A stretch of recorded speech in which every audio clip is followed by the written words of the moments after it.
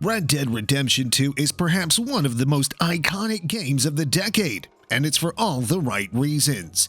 After all, with the level of detail they put into the game, it's a miracle that people remember any game after this. Hello and welcome to our channel. Today we're going to talk about the amazing attention to detail in Red Dead Redemption 2.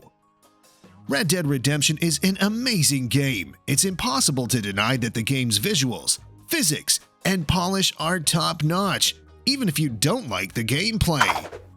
This is one of those games where you play and you just can't comprehend all the stuff they put in this game. Well, this is what you should get after all Rockstar invested an incredible amount of money, time, and effort into making it. Now, you must have heard that the game is so realistic that you often forget that you're in a simulated environment. Well, we never thought we'd say this, but the mud mechanics in this game are actually rather lovely. Due to the unpaved nature of the paths, mud can easily spread throughout the playing area. Both Arthur and his horse may be seen leaving tracks in the mud, and if Arthur is pushed or falls, his body will leave a distinct imprint. Additionally, your character will be covered from head to toe in muck, meaning you'll either need to wash or replace his clothes. It might seem annoying, but it just adds to the experience of the game. Oh, and while we're on the topic of realism, have you ever seen snow melt in a game? Well, Red Dead brings this dynamic to you. Walking or riding a horse through the snow, for instance, will leave deep footsteps that can be followed back if they don't get covered up again by snow. When animals die, they too leave deep tracks in the snow. The most fascinating part, though, is undoubtedly the process of snow melting off one's clothing when entering a warmer region. Seriously, that's an unbelievable amount of detail right there.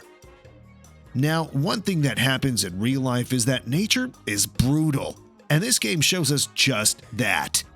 Arthur may be the top predator, able to track and skin any animal, but if you stop hunting long enough to observe the natural world, you might see a cougar take down a deer or an alligator bring down a boar.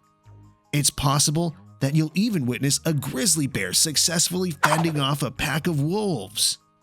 Oh, and don't even get us started on the entire blood dynamic. The game does a great job of conveying the chaotic nature of hunting through its design choices. Perhaps not so subtle, but nonetheless fascinating all the same. The back of your horse will get bloody after you've skinned an animal and mounted it, so be sure to brush it thoroughly to remove the blood. Similarly, when you sling a dead animal over your shoulder, something happens. Arthur's shoulder and back will be stained with blood once you let go of the body, so be prepared to bathe him or change his clothes. The NPCs are also pretty realistic. Quite a few of the locals perform fascinating acts if you hang around following your brief interactions with them. It's possible, for instance, that the blind beggar who approached you for spare change is actually able to see and was trying to con you the whole time. You have a side task to transport a man to the doctor in Saint Denis for his injured arm. The doctor will decide to amputate the arm and ask you to leave the room. However, you need not leave, and if you do, you'll be treated to a period-appropriate saw amputation.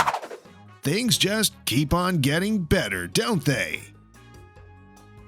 So, that's all the time we had today, folks. Hope you enjoyed this video. Do not forget to subscribe to our channel and hit the bell icon to remain updated about all our future videos. See you all next time, folks.